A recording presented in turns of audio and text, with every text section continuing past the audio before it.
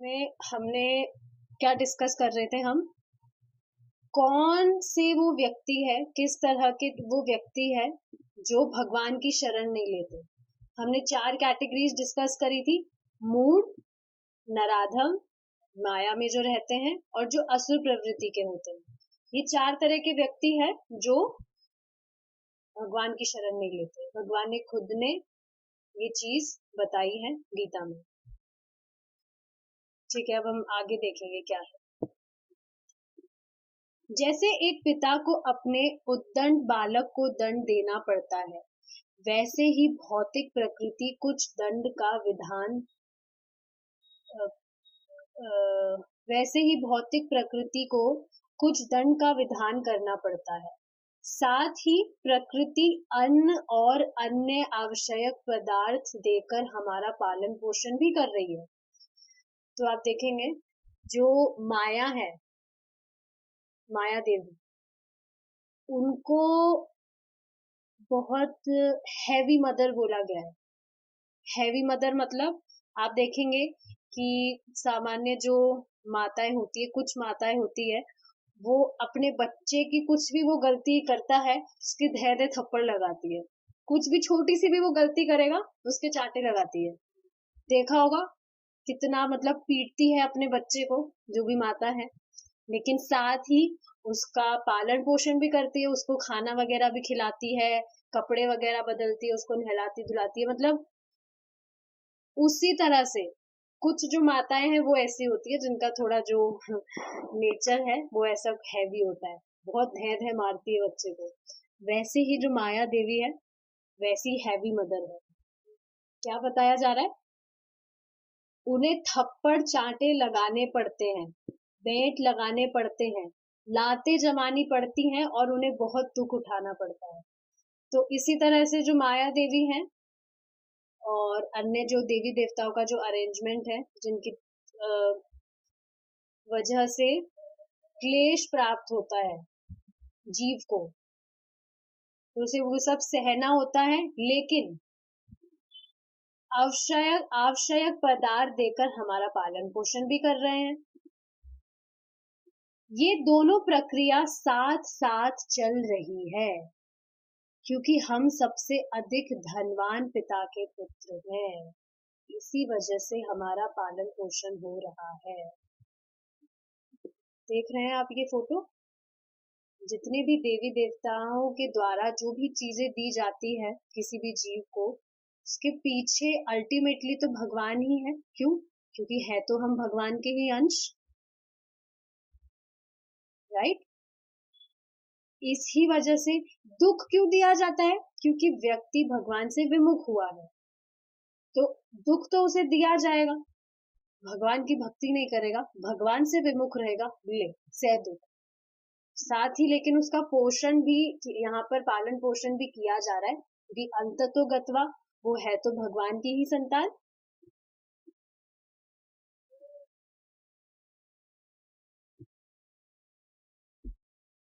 हरे कृष्णा। हरे कृष्णा।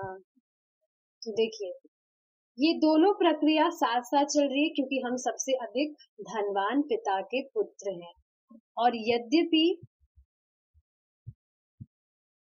और यद्यपि हम कृष्ण की शरण नहीं लेते, तब भी वह हम पर कृपा करते हैं। परम पिता द्वारा इतनी उत्तम रीति से परिपालित होने पर भी एक दुष्कृति नियम विरुद्ध कर्म करता रहता है। देखिए, समझने वाली क्या बात है, कोई व्यक्ति अगर भगवान की भक्ति नहीं भी कर रहा है फिर भी उसका पालन पोषण होता है। कहाँ से हो रहा है? भगवान का ही अरेंजमेंट है। तो भगवान इतने ज्यादा मर्सीफुल है, ये इस चीज पे विचार करना चाहिए। जो व्यक्ति भक्ति नहीं कर रहा उसको भी भगवान सारी सुख सुविधाएं दे रहे हैं भोग करने के लिए।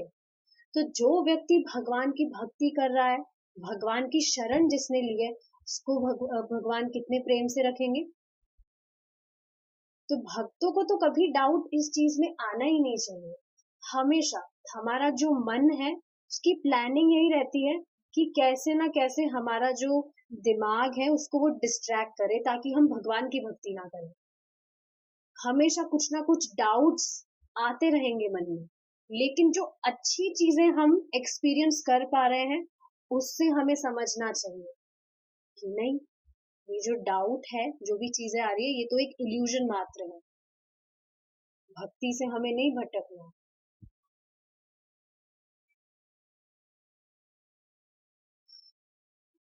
वह व्यक्ति मूढ़ ही है जो दंडित होने पर तुला हुआ है, और वह नराधम ही है जो इस मनुष्य देह और जीवन को कृष्ण को समझने में प्रयुक्त नहीं करता। तो आप खुद सोचिए, कोई भी ऐसी चीज है जिसको करने से हमें लाभ ही लाभ हो रहा है, हानि कुछ है नहीं, फिर भी व्यक्ति उस चीज का, उसका पूरा पोटेंशियल नहीं उठा रहा है, उस चीज का लाभ नहीं उठा रहा है, तो क्या कहा जाएगा? वो मूढ़ और नराधम ही तो कहा जाएगा। कि जिस वस्तु को करने से व्यक्ति को लाभ ही लाभ हो रहा है, हानि का कुछ भी स्कोप ही नहीं है, लॉस का कुछ स्कोप है ही नहीं, फिर भी अगर वो नहीं कर रहा है तो वो मूढ़ और नराधम ही तो कहलाया जाएगा।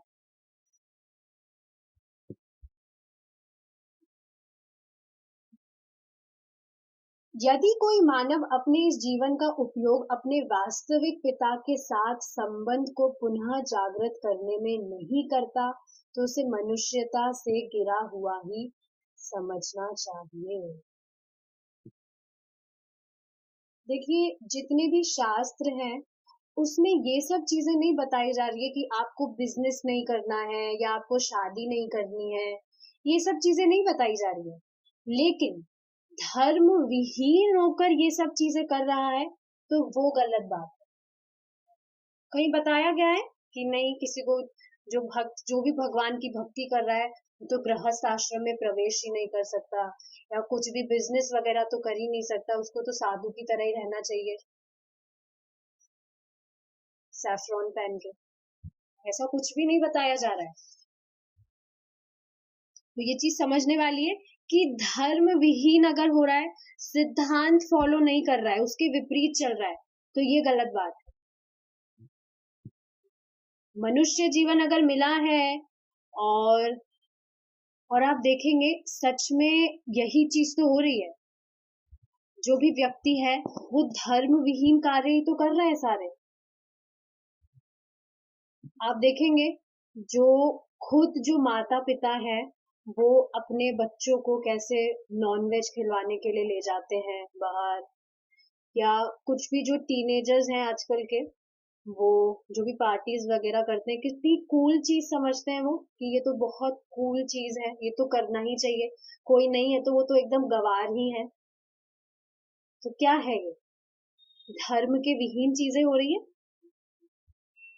पशु वर्ग केवल आहार, निद्रा, आत्मरक्षा तथा मैथुन में संलग्न रहकर मर जाता है, वह उच्चतर चेतना से लाभ नहीं लेते, क्योंकि यह निम्न प्रकार की जीव योनियों में संभव नहीं है।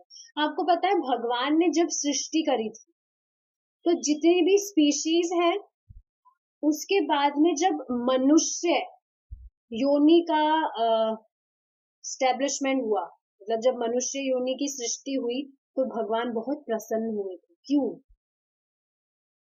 क्योंकि मनुष्य में ही वो चेतना है जिससे वह अपना संबंध भगवान से समझ सकता है। तो भगवान तो खुद चाहते हैं ना कि उनका जो बच्चा है, उनकी जो संतान है वो उनके पास लौट जाए।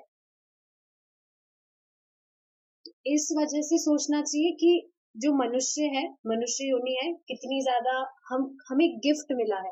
सिर्फ कुछ व्यक्ति बोलते हैं कि जब हमारे हमारे ऊपर भगवान की कृपा होगी तब हम भक्ति करना स्टार्ट करेंगे। अब क्या भगवान क्या इनविटेशन लेटर लिखकर भेजेंगे कि हाँ बेटा भक्ति करने का टाइम आ गया, स्टार्ट करो? ये मनुष्य देह मिला है, हरे कृष्ण महामंत्र मिला है, क्या ये गिफ्ट नहीं है? क्या ये कृपा नहीं है भगवान की? और क्या कृपा चाहिए?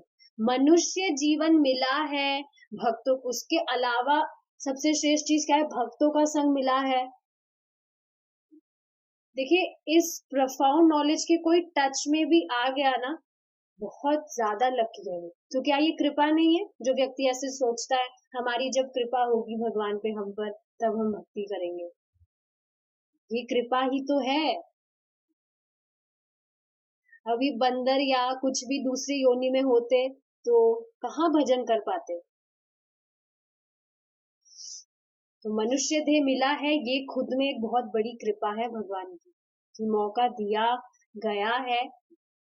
ऐसी चेतना मनुष्यों में ही है कि वो समझ सके।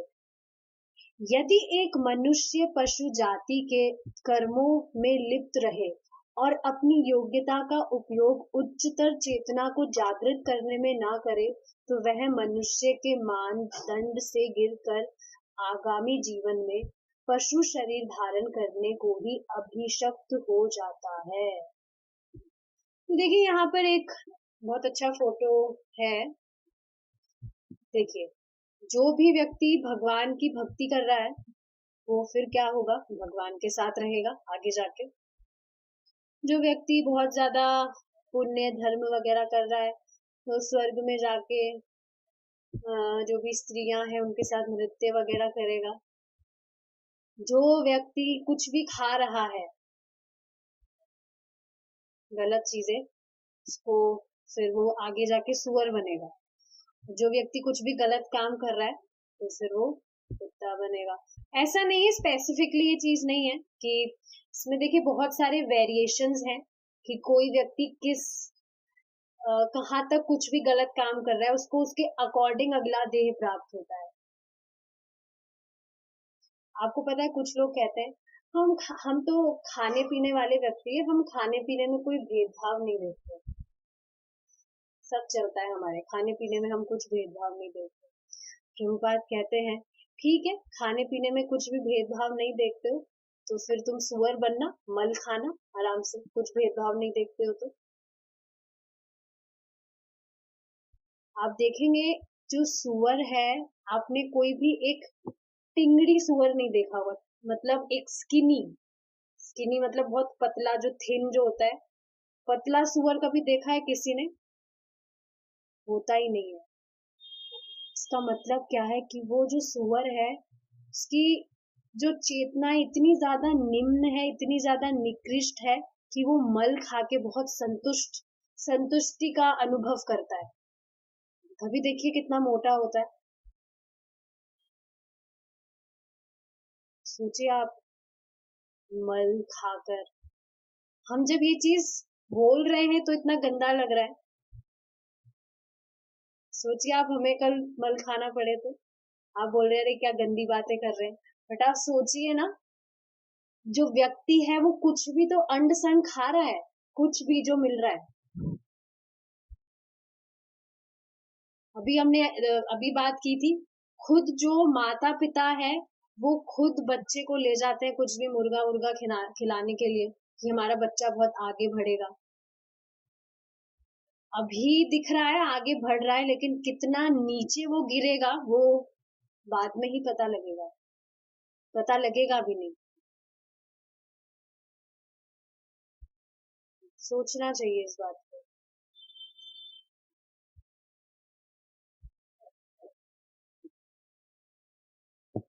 श्री कृष्ण की कृपा से हमें एक अत्यंत विकसित शरीर और बुद्धि प्राप्त हुई है, किंतु यदि हम उनका उपयोग ही ना करें तो वह हमें उन्हें दोबारा क्यों देंगे। आपने ये चीज तो सुनी होगी ना कि जो लाइफ है वो चांसेस बार बार नहीं देती। पहले सुना होगा ये, बहुत फेमस लाइन है। यही चीज यहाँ पर बताई जा रही है। जब हमें इतना विकसित शरीर दिया है, बढ़िया बुद्धि दी है भगवान ने, लेकिन अगर व्यक्ति उसका सही उपयोग नहीं कर रहा है तो फिर दोबारा वो क्यों मिलेगा। हमें समझ लेना चाहिए कि यह मनुष्य शरीर कई लाख वर्षों के विकास कर्म की देन है और यह अपने आप में जन्म मृत्यु के चक्र से, जिसमें 80 लाख से अधिक योनियां हैं। आई डोंट नो थोड़ा संस्कृत, छूटने का एक सुखद अवसर है। क्या बोला जा रहा है? यह अपने आप में जन्म मृत्यु के चक्र से, जिसमें कुछ लाख से अधिक योनियां है, छूटने का एक सुखद अवसर है। यह मतलब देखिए, मनुष्य जीवन अगर व्यक्ति को मिल गया है तो अपने आप ही पॉसिबिलिटी है, संभावना है कि व्यक्ति जन्म मृत्यु के चक्र से खुद को बचा सकता है। एक अवसर है ये। यह अवसर श्री कृष्ण की कृपा से दिया गया है, और यदि हम इस अवसर को ना ले तो क्या हम अधम नहीं है? एक और बात समझने वाली क्या है, जो भी व्यक्ति भक्ति कर रहा है, भगवान खुद कहते हैं अगर बीच में वो कुछ गिर भी गया है, नहीं कर पा रहा है और देह छूट गया उसका, अगले जन्म में उसे फिर से मनुष्य देह प्राप्त होगा और भक्ति करने का अवसर मिला जाएगा। तो कितनी बड़ी कृपा है ये भगवान की। इसके विपरीत आप चीजें देखिए, कुछ भी अगर लॉस होता है तो हमें फिर से स्टार्टिंग से सारी चीजें करनी होती है। जैसे आप सोचिए, 10th क्लास का किसी ने एग्जाम दिया, बोर्ड होता है, उसमें फेल हो गया तो फिर से शुरू से उसे सारी पढ़ाई करनी होती। कितना ज्यादा खराब चीज है ये कि इतने पूरे साल तो हमने पढ़ाई किया और अब फिर से वही चीज रिपीट करनी पड़ेगी। लेकिन भक्ति का एकमात्र प्रोसेस है कि जहां से आपने छोड़ा है, जहां से आपकी भक्ति छूट गई है, छोड़ता कोई नहीं है, छूट गई है, वहीं से कंटिन्यू करने का मौका दिया जाता है। तो क्या ये भगवान की कृपा नहीं है? लेकिन इसका मतलब ये नहीं सोचना चाहिए कि हाँ हमने भक्ति तो कर ली है थोड़ी बहुत इस जन्म में, अब अगले जन्म करेंगे, क्या दिक्कत है, अगले जन्म करेंगे। ये इंटेंशन नहीं होना चाहिए। ऐसे भयावे इंटेंशन दिमाग में, ऐसे भयावे विचार नहीं लाने चाहिए अपने दिमाग में। तो ये चीज सोचनी चाहिए कि भगवान इतनी कृपा कर रहे हैं, लेकिन फिर भी अगर व्यक्ति इस अवसर का लाभ नहीं उठा रहा है, तो फिर क्या वो अधम नहीं है, मूर्ख नहीं है वो व्यक्ति? कोई किसी विश्वविद्यालय से उपाधि प्राप्त कर सकता है, एमए। प्रभु जी विनोद में कहते हैं एमए का मतलब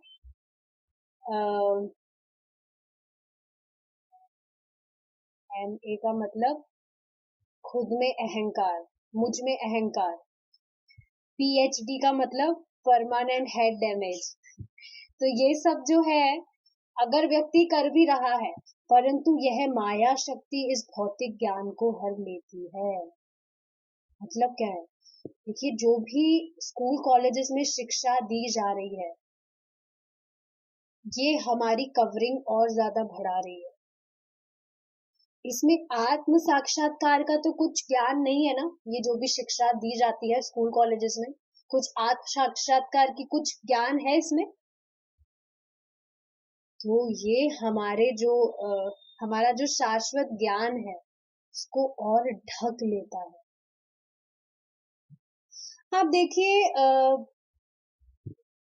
यहाँ पर जो भी सुख सुविधाएं दी जा रही है, मतलब जो व्यक्ति है वो किन चीजों में लगा है कि और सुख सुविधाएं प्राप्त हो, लेकिन आप देखेंगे वो समस्या का कारण ही तो बन रही है। अभी आगे और इसका डिस्कशन करेंगे। जो वास्तव में बुद्धिमान है, वह अपनी बुद्धि को यह जानने में लगाएगा कि वह कौन है, भगवान कौन है, भौतिक प्रकृति क्या है, वह भौतिक जगत में क्यों कष्ट भोग रहा है और इस कष्ट का क्या उपाय है। आपको एक चीज और बताना चाहूंगी। हम देखिए यहाँ पढ़ रहे हैं क्या, हिंदी भाषा ही है, साधारण हिंदी भाषा है। संस्कृत में तो हम कुछ डिस्कशन कर नहीं रहे हैं, लेकिन फिर भी आप देखेंगे कोई भौतिकतावादी व्यक्ति को आप अपने साथ बिठाइए, जिसने कोई भक्ति वक्ति कभी कुछ नहीं की, उसे चीजें समझ ही नहीं आएगी। हाँ, आपका मन रखने के लिए वो हाँ हाँ करता रहेगा, हाँ मुझे समझ आ रहा है, जैसे सच में बहुत अच्छे से उसको समझ आ रहा है। लेकिन असल में वो बिल्कुल ब्लैंक मार रहा होता है, सारी चीजें उसके ऊपर से जा रही होती है, जबकि आप देखेंगे है ये हिंदी ही, हिंदी भाषा ही है, कुछ भी नहीं है डिफिकल्ट इसमें, पर फिर भी उनको समझ नहीं आता है, ऊपर से सारी चीजें जाती है। इसका कारण क्या है? गुणों का प्रभाव। भौतिक ज्ञान से ढका हुआ है उसका जो भी आध्यात्मिक ज्ञान है, इसलिए कुछ पकड़ ही नहीं पाता है। और शुरू में ऐसा ही तो होता था हमारे साथ भी, कहाँ चीजें समझ आती थी, और अब आप देखिए इजीली ऑलमोस्ट सब कुछ समझ में आने लग रहा है। इसे समझना चाहिए भक्ति कितनी प्रबल है। मैं बार बार ये चीज रिपीट करती हूँ ताकि हमारे दिमाग में कभी भी डाउट आए तो आप अपने जो दिमाग है उसको इस तरह से प्रीचिंग कर सके। जो भी आप अच्छे अनुभव करते हैं, जो भी ट्रांसफॉर्मेशंस आप अपने जीवन में अनुभव कर रहे हैं, उनको याद करिए, जैसे ही आपका जो माइंड है आपको डिस्ट्रैक्ट करने का ट्राई करे।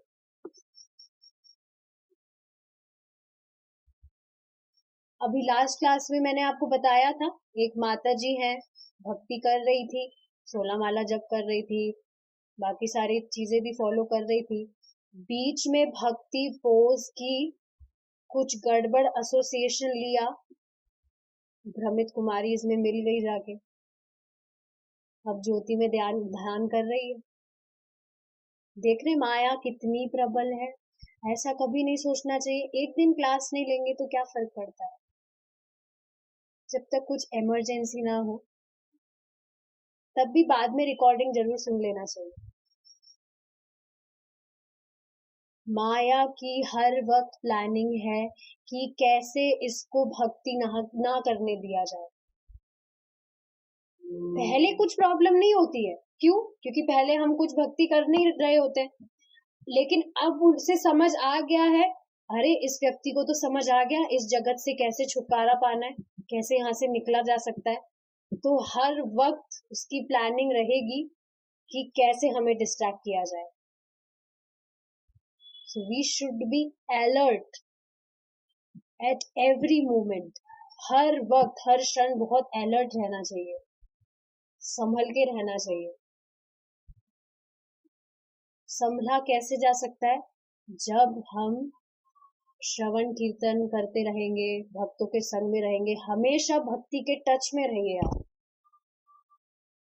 जब भी भक्ति करेंगे माया का प्रवेश वहां निषेध है, माया एंटर कर ही नहीं सकती वहां। तो ट्राई कीजिए अपने आप को हमेशा सेफ रखें आप। तो समझ पा रहे, जो बुद्धिमान व्यक्ति है वो क्या करेगा, सोचेगा वो कौन है। पहले मैं भक्ति नहीं कर रही थी तब भी माइंड में क्वेश्चन आता था कि कौन हूं मैं, क्या मतलब यहाँ पर कैसे क्या, इतना ज्यादा डीप में कभी कुछ नहीं आया, बट क्वेश्चन जरूर आया था, भगवान कौन है। इसमें भी देखिए एक चीज बताना चाहूंगी, जैसे लोगों का मानना होता है ना सभी भगवान एक है, किसी को भी मानो। ये क्वेश्चन कल ही पूछा था मैंने प्रभु जी से, शायद परसों पूछा था कि जो भी व्यक्ति ये समझता है या मानता है कि सभी भगवान एक है, इसका अर्थ क्या है कि वो मान ही नहीं रहा है कि भगवान है। जैसे प्रभु जी ने एग्जाम्पल दिया था, अभी यहाँ गीता क्लास चल रही है, तो क्या यहाँ सभी टीचर हैं? क्या ऐसा हो सकता है किसी को भी टीचर मानो सब टीचर है? नहीं हो सकता ऐसा। टीचर जो डिस्कशन कर रहा है, जो प्रीचिंग कर रहा है प्रभु जी, वो एक ही व्यक्ति है। वैसे ही सभी हाँ, लेकिन अगर वो कह रहा है सभी टीचर है तो वो किसी को टीचर मान ही नहीं रहा है, वो ऐसे ही बोले जा रहा है कुछ भी। उसी तरह से व्यक्ति अगर कह रहा है सभी भगवान है, किसी को भी भगवान मानो, तो फिर वो भगवान को मान ही कह रहा है, तो खुद भ्रमित है।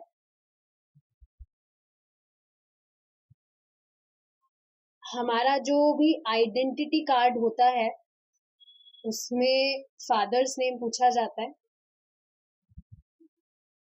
क्या ऐसे कहा जाता है किसी को भी पापा मान लो, एक ही बात है, किसी को भी फादर मानो, किसी का भी नाम लिख दो? नहीं, फादर एक ही होता है, एक ही का नाम आता है और वो ही फिक्स भी रहता है, ऐसे नहीं चेंज होता है टाइम के साथ साथ। तो वैसे ही भगवान भी एक ही है। किसी को भी ऐसे नहीं है किसी को भी भगवान मान लो और वो भगवान हो गए। सोचना चाहिए भगवान कौन है, भौतिक प्रकृति क्या है। एक और आज मैं प्रभु जी का लेक्चर सुन रही थी, तो उसमें भगवान की लीलाओं का वर्णन हो रहा था। तो एक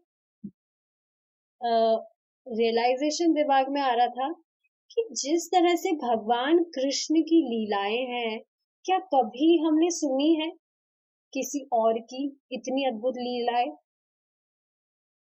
ऐसी लीला एकमात्र भगवान ही कर सकते हैं, सामान्य मनुष्य तो कर ही नहीं सकता है, वो तो व्यर्थ की बात है।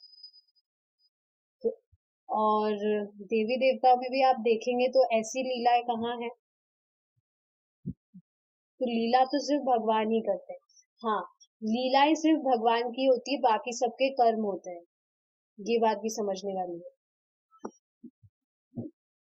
भौतिक प्रकृति क्या है? तो देखिए, जो व्यक्ति है वो ये सोचता है, हमेशा इसी विचार में रहता है कि उसका जो पालन पोषण हो रहा है वो प्रकृति कर रही है, लेकिन प्रकृति के पीछे भगवान है, कभी यहाँ तक उसका वहां तक दिमाग नहीं जा पाता है। प्रकृति पालन पोषण कर भी रही है, आप देख रहे हैं, जो भी सूरज उगता है, हवा चल रही है, फूल उग रहे हैं, सब्जियां उग रही है, फल उग रहे हैं, क्या ये बाय चांस हो रहा है? झरने बह रहे हैं, क्या ये बाय चांस हो रहा है? बिल्कुल नहीं। हमने डिस्कशन किया था, कुछ भी आप डिजाइन देखते हैं उसके पीछे कोई ना कोई डिजाइनर होता है। तो जिन भी व्यक्तियों की ये धारणा है कि जो प्रकृति है वो हमारा पालन पोषण कर रही है, तो वो यही समझ रहे हैं कि सब कुछ बाय चांस हो रहा है, जबकि बाय चांस कुछ नहीं होता है। किसी भी चीज के पीछे कुछ ना कुछ कारण होता है, किसी भी डिजाइन के पीछे हमेशा एक डिजाइनर होता है। प्रकृति की बात ही ना करें, कुछ सामान्य चीज देख लीजिए आपके रूम में ही, कुछ भी चीज देखिए आप, कुछ भी, कुर्सी पड़ी है या कोई अलमीरा है, हारमोनियम रखा है, कुछ भी बाय चांस तो प्रकट नहीं हुआ है, किसी व्यक्ति ने उसे डिजाइन किया है। उसी तरह से जो भी क्रिएशन है यहाँ का, जो भी प्रकृति है, जो भी हम चीज देख रहे हैं, ये बाय चांस नहीं है। There is a creator and that is God, Krishna. वह भौतिक जगत में क्यों कष्ट भोग रहा है, ये क्वेश्चन सिर्फ मनुष्य ही कर सकता है।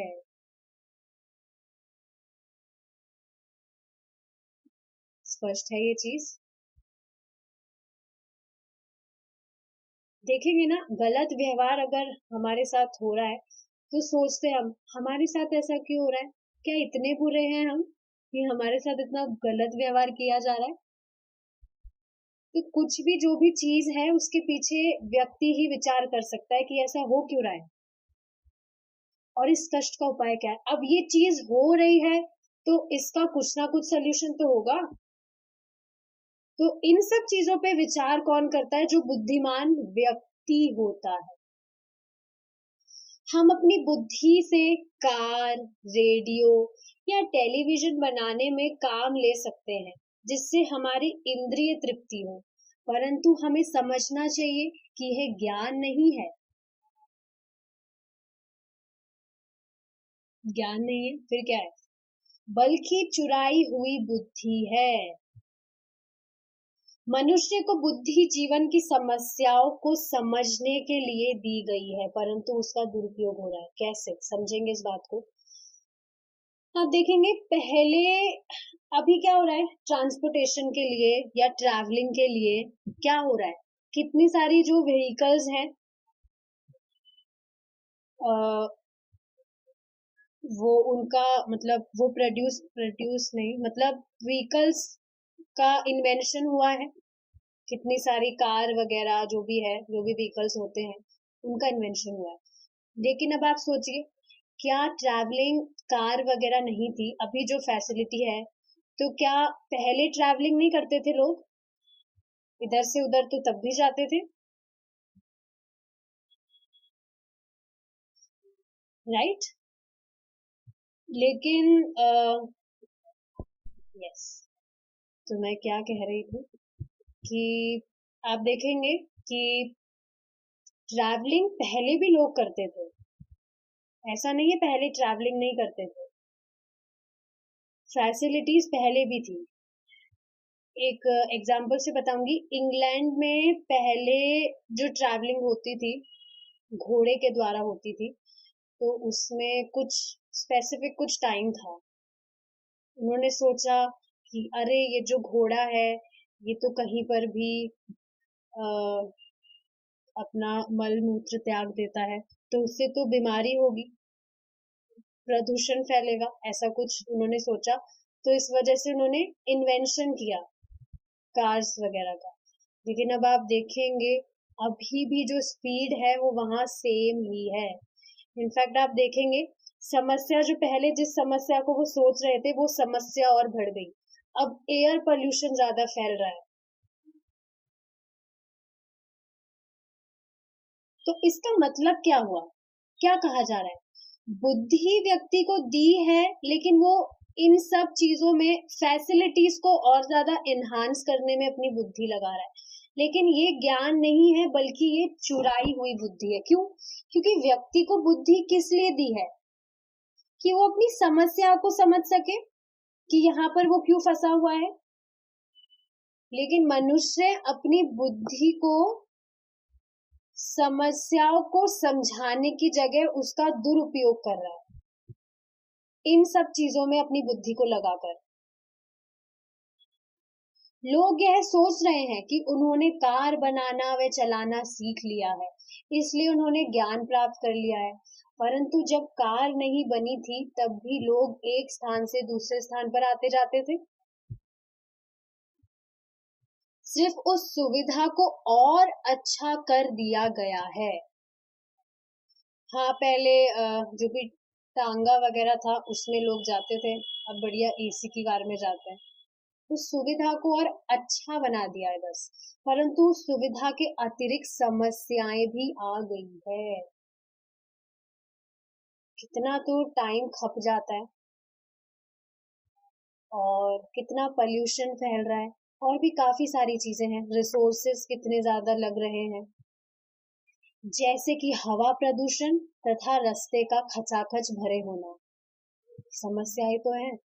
देखेंगे आप कि पर्टिकुलर कुछ भी फैमिली है, उसमें एक एक फैमिली में जितने मेंबर है, ऑलमोस्ट सबके पास खुद का सेपरेट व्हीकल होता है। अब आप सोचिए, लिटरली कितना ट्रैफिक होता है अगर आप, इफ यू ट्रैवल कहीं जाते हैं तो। देखिए यहाँ पे ये फोटो भी दे रखा है, कितना पॉल्यूशन फैल रहा है।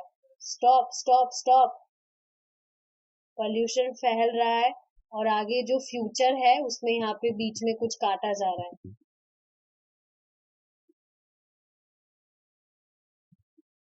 और आप देखेंगे, इन समस्याओं के कारण ही सुविधा वो बढ़ा रहा है, लेकिन जो व्यक्ति है, समस्याओं के कारण बीमारी बहुत जल्दी आ रही है, उस वजह से वो मृत्यु को प्राप्त हो रहा है।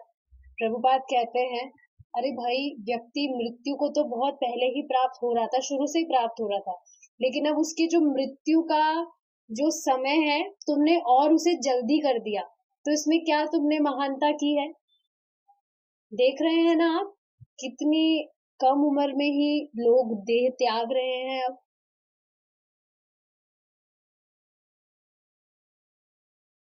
सोच रहे हैं सुविधाएं बढ़ रही है, सुविधाएं नहीं बढ़ रही, समस्याएं बढ़ रही है।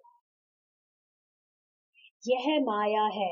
हम कुछ सुविधाएं बना रहे हैं, लेकिन यह सुविधाएं खुद बाद में अनेक समस्याएं पैदा करती है। हमारी शक्ति को इतनी सारी सुविधाओं और आधुनिक सुख साधन को पाने में लगाने के बजाय हमें अपनी बुद्धि को यह समझने में लगाना चाहिए कि हम कौन और क्या है।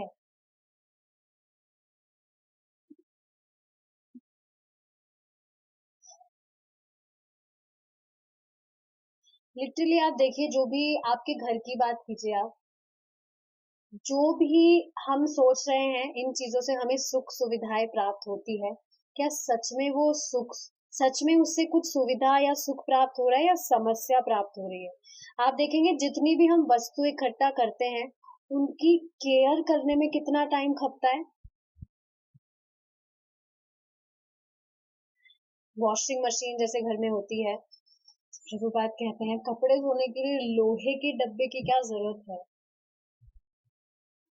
कुछ ऐसे नहीं कहा जा रहा आप वॉशिंग मशीन यूज मत कीजिए अपने कपड़े धोने के लिए, तो समझाया जा रहा है कि जो भी हम सुख सुविधाओं के बारे में सोच रहे हैं अंततोगत्वा वो समस्या है।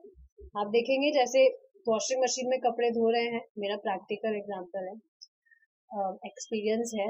वॉशिंग मशीन खराब हुई, जैसे ही कुछ उसमें प्रॉब्लम आई, बहुत बड़ी समस्या हो गई। एक तो उस पर डिपेंडेंसी हो गई, उसके बिना तो अब चलेगा ही नहीं। इतने परेशान हो जाते हैं जब हम किसी चीज पे डिपेंडेंट हो जाते हैं, उसके बिना तो अब चल ही नहीं सकता है।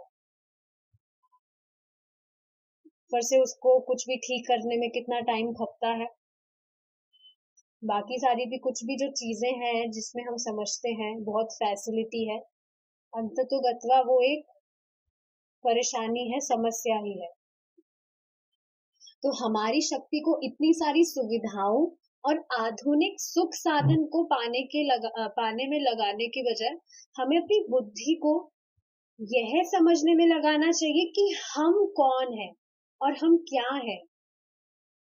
हम कष्ट भोगना नहीं चाहते, परंतु हमें समझना चाहिए कि ये कष्ट हमारे ऊपर क्यों थोपे जा रहे हैं, लिटरली थोपे जा रहे हैं। थोपे जाने का मतलब क्या है?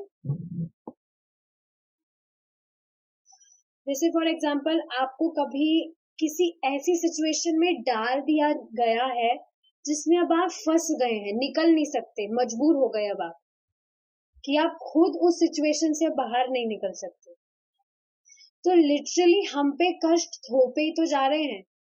जो भी तीन ताप हैं, हम हेल्पलेस ही तो हो जाते हैं उस सिचुएशन में, बीमार हो जाते हैं, पीड़ा सहनी ही पड़ती है।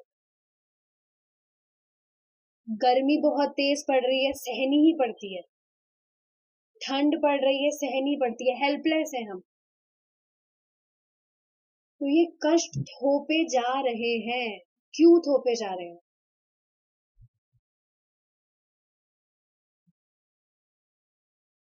देखिए, हर किसी के माइंड में ये क्वेश्चन नहीं आता है,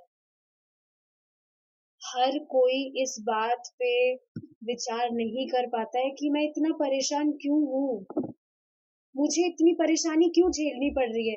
क्या यही है जीवन, हमेशा परेशानियों को झेलना? हर किसी के दिमाग में ये चीज नहीं आती, क्योंकि हर किसी को ये अनुभव भी नहीं होता कि वो परेशान है। सबसे बड़ी प्रॉब्लम ये भी है।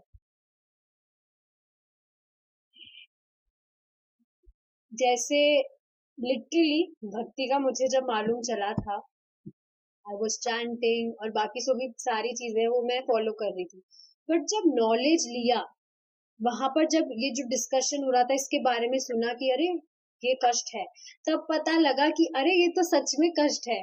कभी सोचा ही नहीं कि ये कष्ट भी है क्या। जब हम नॉलेज लेते हैं तब हमें समझ आता है अरे ये तो कष्ट है, ये तो पीड़ा है जो हमें सहनी पड़ रही है, और बाद में लिटरली हम अनुभव कर पाते हैं सच में कितना कष्ट है, बिना मतलब का कष्ट है।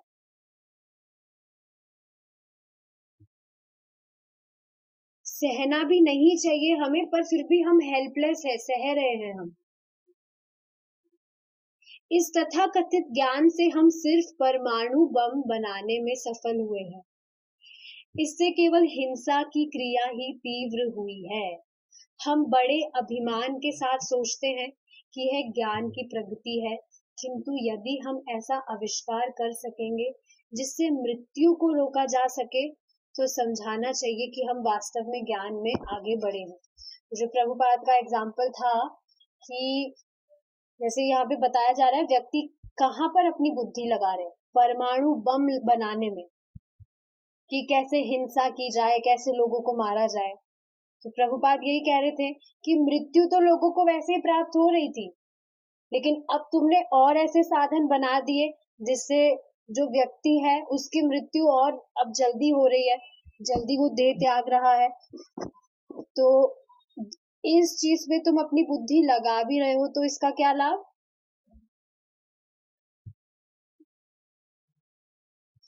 आविष्कार या जो बुद्धि है वो तो इन चीजों में लगानी चाहिए कि जो भी हमें सफर करनी पड़ रही है, मिजरीज हमारी लाइफ में आ रही है, उनको कैसे रोका जाए, उनसे कैसे छुटकारा मिले।